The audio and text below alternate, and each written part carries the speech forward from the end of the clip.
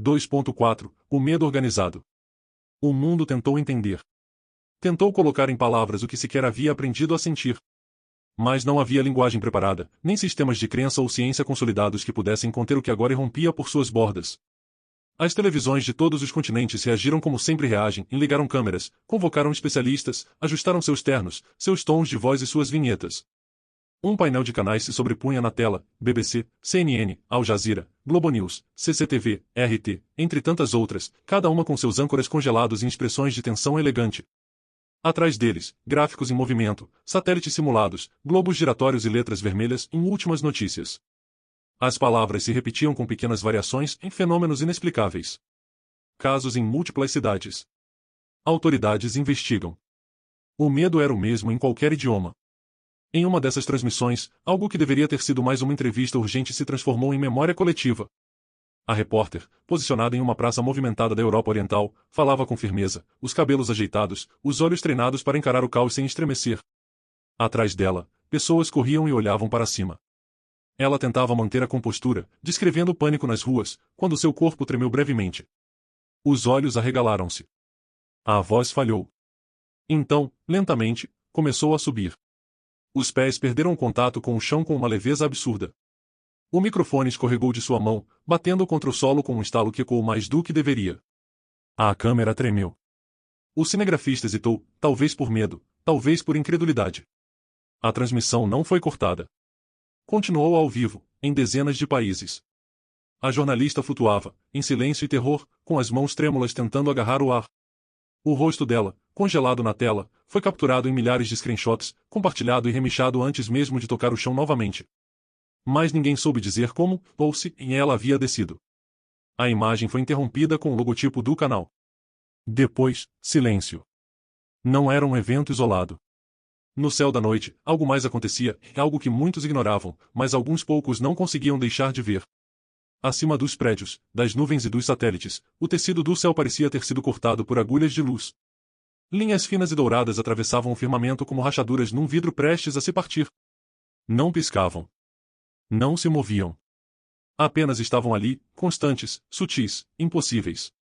A maioria não as via. Nem podia. Mas os despertos, esses não conseguiam ignorá-las. Onde antes havia apenas estrelas indiferentes, agora se desenhava um novo mapa, um sistema vascular de energia, vibrando sobre o mundo como um organismo em convulsão. Eram veias abertas. Correntes de poder que serpenteavam o céu em direções que nenhuma bússola reconheceria. Mário, do alto do prédio, sentiu o vento estremecer e viu o céu cortado de linhas invisíveis.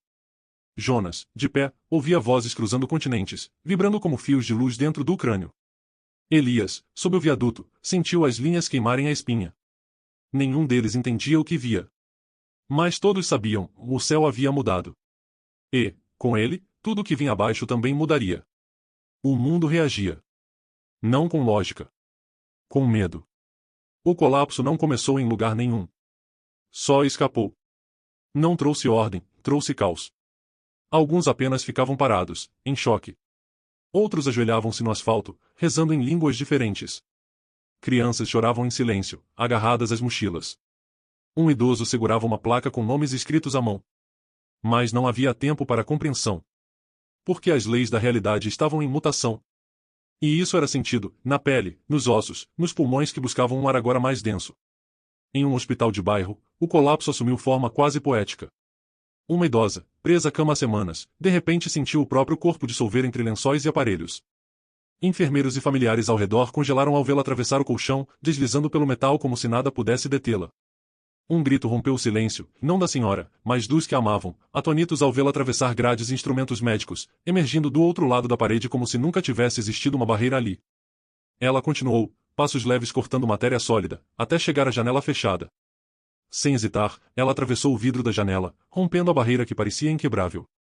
Mas, ao invés de desaparecer suavemente, seu corpo despencou pelo vazio do 8º andar. Os olhos de todos se arregalaram, esperando o impacto fatal.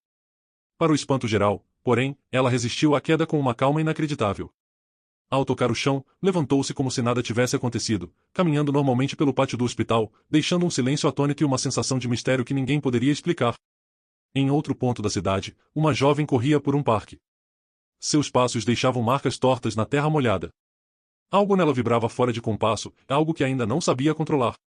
Cercada, como um animal acuado, gritou. O som rasgou o ar com violência primitiva. À sua frente, uma árvore se partiu ao meio.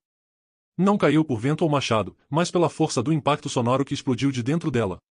Galhos voaram. Pássaros fugiram. Crianças corriam em pranto. A jovem caiu de joelhos, sem entender o que havia feito.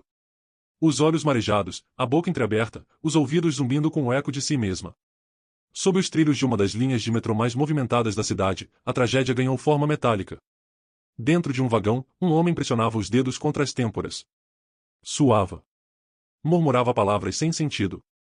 Outros passageiros o observavam com receio, sem imaginar o que estava prestes a acontecer. Então, o trem estremeceu. Luzes piscaram. Num pulso de energia invisível, mas avassalador, o corpo do homem se curvou para frente, e uma explosão atravessou o espaço ao redor dele. O vagão foi lançado contra o túnel. Faíscas riscaram a escuridão.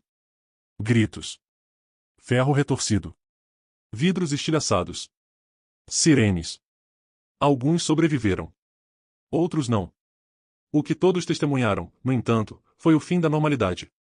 A realidade não era mais uma linha estável.